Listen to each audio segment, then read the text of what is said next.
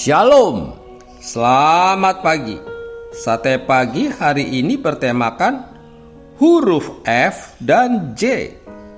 Firman Tuhan terambil dari 2 Yohanes pasal 1 ayat 4 sampai dengan 11. Aku sangat bersuka cita bahwa aku mendapati bahwa separuh dari anak-anakmu hidup dalam kebenaran sesuai dengan perintah yang telah kita terima dari Bapa.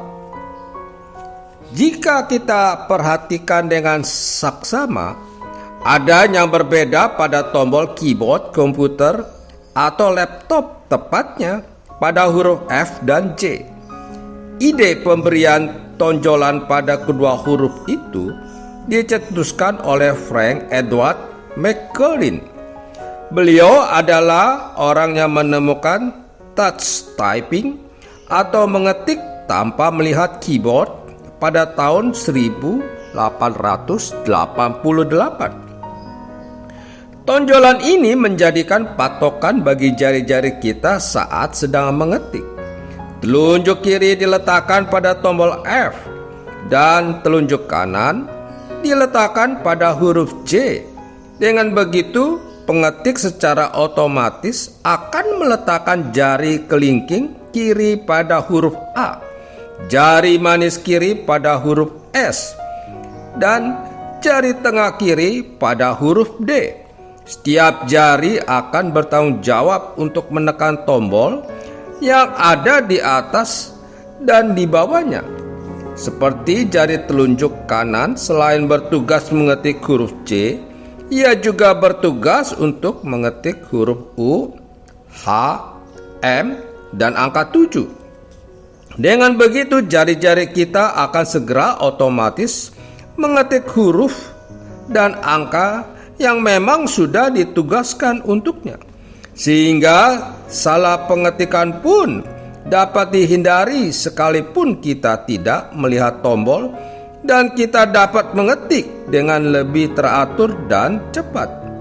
Kemanapun jari-jari itu mengetik tombol-tombol keyboard, ketika ia ingin kembali ke posisi semula, hanya tinggal perlu merasakan apakah jari telunjuk kita sudah berada di atas tombol bertonjolan.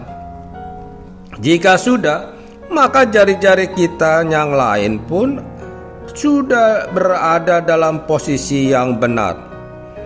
Sebagaimana huruf F dan J menjadi patokan, demikian juga ada patokan bagi hidup manusia, yaitu peraturan. Dari semua makhluk hidup, satu-satunya yang memiliki beragam peraturan adalah manusia. Dunia ini penuh dengan berbagai macam peraturan yang pastinya kita semua tak bisa menghafalnya saking banyaknya. Pertanyaannya adalah, dengan banyaknya peraturan ini, apakah hidup manusia sudah dijalani dengan teratur? Belum. Bila kita perhatikan di sekeliling kita, bahkan dalam pemberitaan di media massa, ada banyak pelanggaran peraturan yang dilakukan. Padahal setiap peraturan itu sudah memiliki konsekuensi yang harus ditanggung bagi pelanggar. Kenyataannya, manusia tetap lebih suka berjalan sesuai keinginan hatinya. Seperti pengendara kendaraan bermotor yang menerobos lampu merah, atau pelajar yang datang terlambat ke sekolah. Bila kita bandingkan dengan makhluk lainnya seperti semut, tetapi tetap berjalan teratur walaupun di samping kiri dan kanan mereka tak ada pagar atau pembatas, padahal mereka tidak diatur oleh undang-undang pejalan kaki. Untuk itu, marilah kita kembali berpedoman pada setiap peraturan yang ada agar tidak terjadi kekacauan.